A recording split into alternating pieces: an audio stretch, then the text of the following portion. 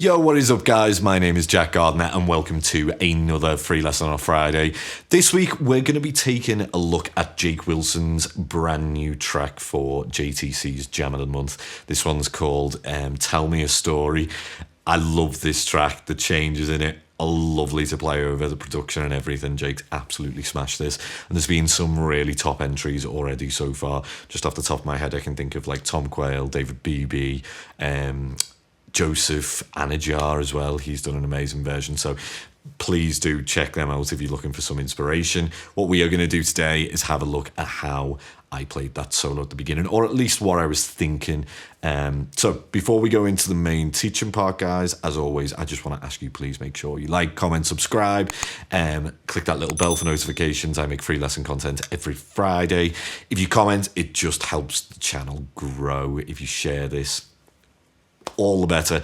I have as well just released my own new JTC pack. This one's called Fusion, Modern Fusion Improv, I think is the name, Volume 1.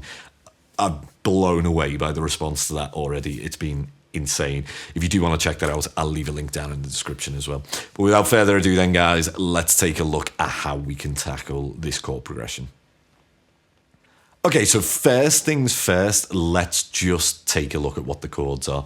So the way in which I'm hearing it, these might not be the exact voicings that Jake's used, but I'm thinking of this kind of sound, which is like an E flat sus sound.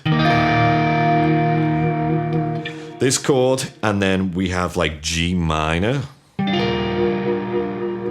go into an F major. That to me suggests that we're in the key of B flat, for people who want to know what the home key is, if you like. But I'm really treating these as separate chords, separate like islands, if you like, that I land on. For me, it's screaming the Lydian sound. So I'd be inclined to hear this voice in the E flat as more like this one. All that is an F major over E flat. Now, why does that give us Lydian? Well, essentially, the intervals that we've got in relation to an E flat, if we play an F major triad, are the following. So if we were to take, say, the first note of that triad there, we have the major 6. There we have the 9th. And there we have the sharp 11. So that whole sound really is, yeah, it's a major 7 or a major 9, sharp 11. Gorgeous sounding chord. You might have heard vamps that do this kind of thing. Which sounds really, really nice. Now, using that information, the next chord actually sounds like a G minor 9 to me as well. I think that might be the exact voice in Jake's playing. So this sound, if I was in tune. So that is basically like an F major triad. Again, if you think about it, let's take a look here. All I did was keep the exact same F major triad. Played a G root. Now that just spells very clearly a G minor 9 chord. The last chord is like an F major chord. So using this information, we can see that there's, I mean, obviously an F major triad is going to work over F. Basically, the F major triad works over everything. That's kind of the colour of this backing track, if you like. So altogether, those chords could be viewed like this.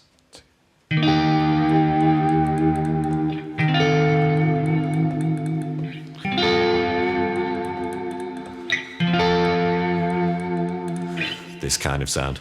Now, when the track gets really heavy, I love that. The build is brilliant. Congrats on the production, Jake. That's awesome sounding. So basically what happens is we go back to this E flat. Then you encounter this chord. That might not be the exact voicing, but that's how I'm hearing it anyway. Now, I've heard some people refer to this kind of voicing, or this one, as a D minor 7 sharp 5. I can understand why you might think that. I don't really like to label it like that, though. I think of that as like a B flat major in first inversion. So if you think we're just going from the 3rd of B flat, what I like to do, though, if I'm viewing it as B flat, is I'll play like a sus2 there. Or or a ninth, if whatever you want to label that as. I just really love the sound of that chord. It just leads in really nicely because we've got this like fifth movement down to this G minor 9, or G minor it might be at that point in the track, to F. Sorry about my tuning, guys. It's going a bit funny today. I think it's the new strings. But basically, yeah, that's the second progression. Very, very similar. But still, I am very much hearing like a Lydian sound. Maybe less so over this part, but the main focus of the first area of the track would be, you know, E-flat Lydian is how I'm thinking anyway. Now, you could clearly state F major triads in your improv though as well, and that will give you the flavour of those chords. So say you're playing, some people like to think of this as just all G minor pentatonic, which of course would work. Played the ninth there, forgive me. But anyway, you could focus on playing that all over the top of this and it will work. That brings me on to the point that really, to get melodic with this, we can use an idea where we borrow a pentatonic from a different key. Now, usually you guys know that I am kind of like viewing the whole fretboard based in intervals. It was the way Tom Quayle showed me. I just really prefer that in terms of my visualization. So when we do this, I think it's still important to understand where the root note of the chord that you're playing over is. We are going to basically take a D minor pentatonic, so this one.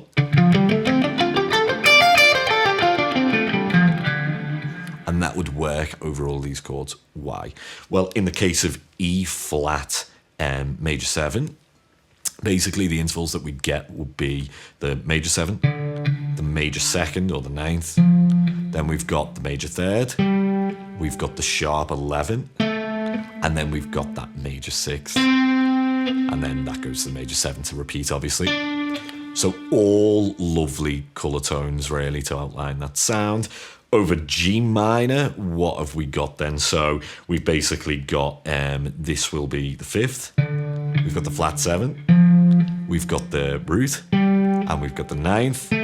And then we've got the 11th here, the 4th. And then obviously that repeats. Then over F, what do we have? Well, technically F major pentatonic and D minor pentatonic are arguably the same thing. But basically you're getting the notes from that scale. We have, like, if you're viewing it as F as the root, then what we'll get is the major 6. We've got the root, then we've got the major 2nd, major 3rd, and then we've got this, which is our 5th, and then it just repeats. So all of those notes fit. They all work. The sound of them is really, really cool. What you can do is play those lines over each of those chords. And then it goes to G minor. And then we have the last one, which will be F, obviously. All of these sound really, really cool. Now, you could mix that with the pentatonic that we discussed earlier, which was G minor pentatonic, this one. There's only one note different, really, and that is this note here, which is B flat. All that is giving us an extra bit of flavour from the scale. If you think about it, it's the minor 3rd in G, it's the 5th if we're thinking of E flat, and then if we're thinking of F, then basically this is like a sus4. Sounds lovely there. I just played like a sus4 kind of arpeggio with the F triad. It just sounds really, really nice. So using the two together, take a look at this. We could go. Then we're going to a G minor.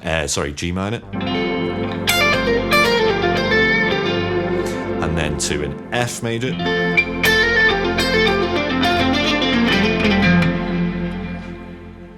That's basically working over everything. It will even work over that,